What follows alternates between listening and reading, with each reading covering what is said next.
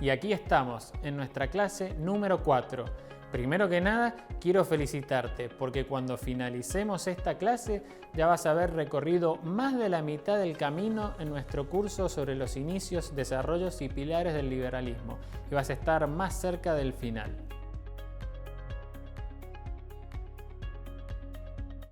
En la clase anterior vimos al pensador que marcó el rumbo de Inglaterra, John Locke. Ahora nos vamos allende los mares y vamos a chequear cómo su influencia llegó al continente americano, nada más y nada menos que a Estados Unidos, que se independizaría precisamente de Inglaterra gracias, paradójicamente, a las ideas de un inglés, el propio John Locke. Algo a remarcar de los patriotas estadounidenses fue su férreo compromiso para ponerle frenos al poder del gobierno y el ensayar mecanismos jurídicos para evitar su concentración y degeneración en una tiranía. Thomas Jefferson, tercer presidente de los Estados Unidos y baluarte de su nacimiento como nación independiente, fue un defensor del gobierno limitado, lo que posibilitaba que a su vez los individuos que residían en el país fueran políticamente libres.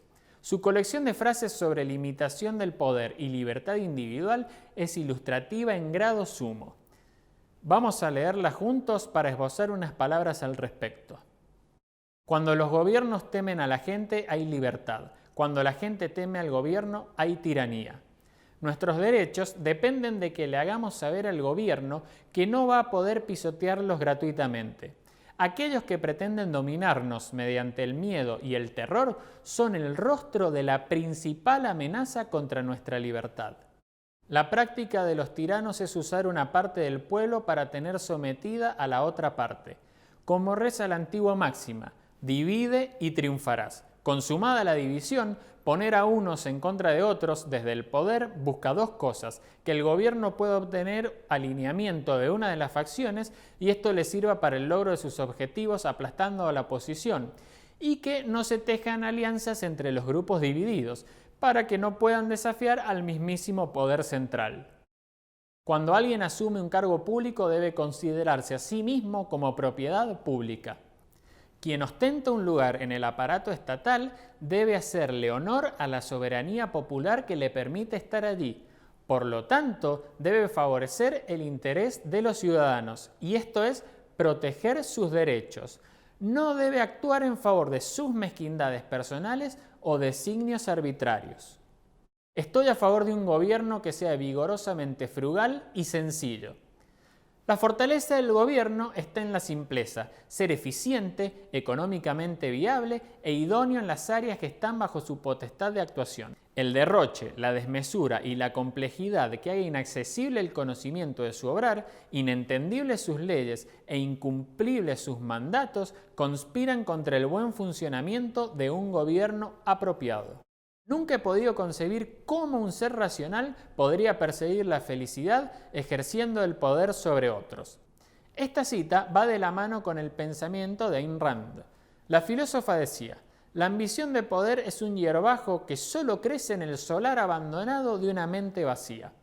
Únicamente los que tienen la cabeza vacía de contenido propio quieren someter a los demás, para parasitar el esfuerzo y el conocimiento ajenos que ellos no pueden generar por sí mismos.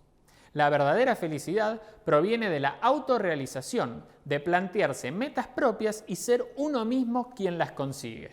Por su lado, James Madison indicó que poner a salvo los derechos privados y la forma de gobierno popular era el propósito de sus investigaciones y puntualizó: la acumulación de todos los poderes legislativos, ejecutivos y judiciales en las mismas manos, sean estas de uno, de pocos o de muchos, hereditarias, autonombradas o electivas, puede decirse con exactitud que constituye la definición misma de la tiranía.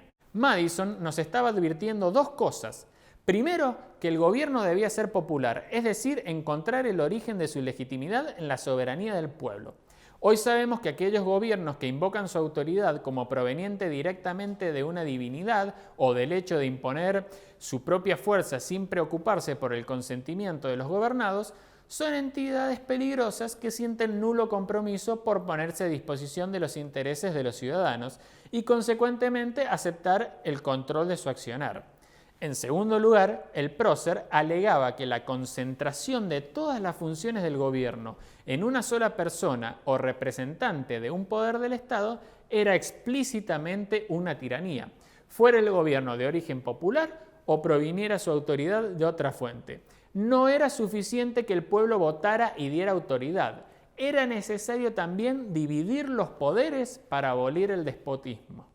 En la Declaración de la Independencia, los padres fundadores del país del norte escribieron que estas colonias unidas son y deben serlo por derecho estados libres e independientes, que quedan libres de toda lealtad a la corona británica y que toda vinculación política entre ellas y el Estado de la Gran Bretaña queda y debe quedar totalmente disuelta, y que como estados libres e independientes tienen pleno poder para hacer la guerra, concertar la paz, concertar alianzas, establecer el comercio y efectuar los actos y providencias a que tienen derecho los estados independientes. Rotos los lazos con Gran Bretaña, el cuidado en la distribución de los poderes entre los estados y el gobierno general apuntó a evitar una concentración que edificara un despotismo autóctono. Explica Daira Abolins Rojas.